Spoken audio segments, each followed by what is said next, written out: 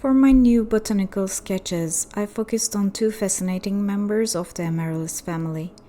The first page is dedicated entirely to Boophone distica, a plant I was curious about not because of the striking fan-shaped leaf arrangement and dramatic flower structure, but because of its other qualities. The second page features three species from the Ammocharis genus, which I hadn't drawn before. I was drawn to their unusual floral forms and wanted to explore how they differ from one another, especially since they belong to the same botanical family. Both of these studies pushed me to look closely at the structure and geometry of the plants.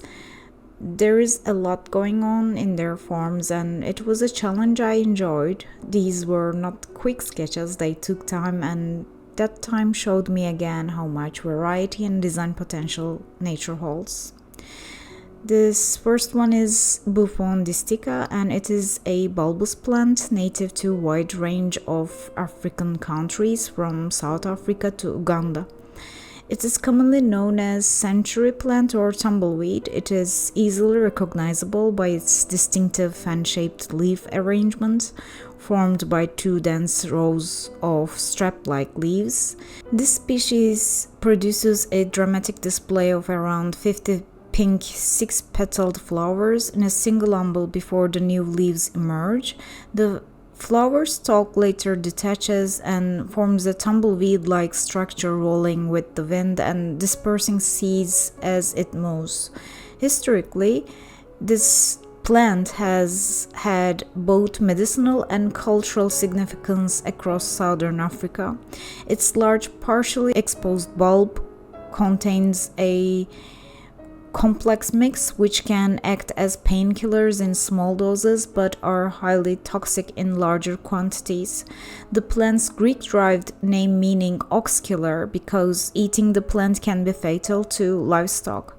Indigenous groups such as the Khoi, Bantu, and San used it for arrow poison and traditional healing, and even in the preservation of human remains, as seen in the case of Khoi Kuga mummy. Its unsettling chemical properties, hallucinogenic potential, and dramatic morphology make this plant not only a fascinating botanical subject for illustration, but also a compelling visual reference for world building and concept design.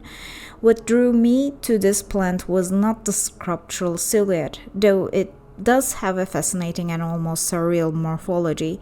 What truly captured my attention was how deeply this plant is rooted in human history and survival. It's a plant shaped not just by nature, but by centuries of use, caution, and reverence.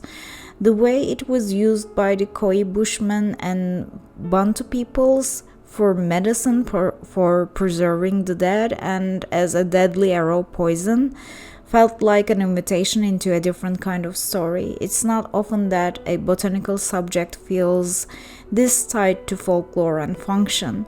That deep cultural context gave the illustration process a different weight. I wasn't just drawing a plant, I was tracing a symbol of danger, healing, and resilience. It reminded me that plants can hold narratives just as layered and complex as a character. So, in a world building context, this plant can serve as the centerpiece of a rich narrative arc. Maybe its toxic bulb becoming a double-edged legacy. Imagine a tribal society whose survival hinges on their mastery of this potent plant, crafting poison-tipped arrows not just for hunting but as a fiercely guarded defense against rival clans. The plant's fan leaves and eerie hallucinogenic properties lended an aura of mysticism, making it sacred and feared. Meanwhile, across the plains or mountains, another community, unaware of the plant's existence, suffers from these mysterious poisoned attacks.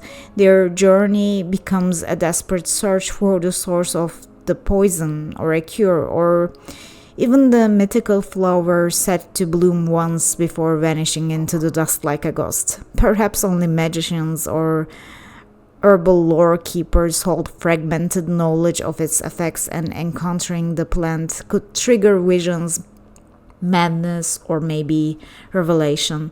With its real world combination of beauty, danger, and healing, it can offer powerful thematic threads for stories like these. It can be about survival, secrecy, and the blurred line between medicine and weaponry. The second page of this series is dedicated to Ammocharis genus, three different species that I was drawn to purely through visual appeal this time. Unlike more widely known plants, Ammocharis doesn't come with a wealth of easily accessible information. Even on Wikipedia, the entries are quite limited, but sometimes that mystery is part of the charm. What really pulled me in were the stunning photographs I've seen. These plants have an effortless elegance with their sweeping floral structures and soft, often pastel-toned petals. They are native to southern and tropical Africa and are adapted to survive in arid conditions. Many Ammocharis species grow from large bulbs and often bloom dramatically after rains, filling dry landscapes with sudden color and movement. Visually, they are delicate and intricate, and that's what makes them a challenge to draw. Capturing the rhythm of those slender petals and twisting floral parts takes time and concentration. I've been doing botanical illustration for a while now, and with subjects like these, the process can start to feel repetitive, especially when each new bloom demands a similar kind of precision and observation. There is a certain mental fatigue that comes with drawing clusters of flowers over and over again, but even when the process feels daunting, the final pages make it worth it. Seeing the completed arrangement with each species documented and detailed reminds me why I started in the first place. So despite the occasional tedium, I'll definitely be continuing, because sometimes just creating a beautiful page is enough reason. So see you in the next species study.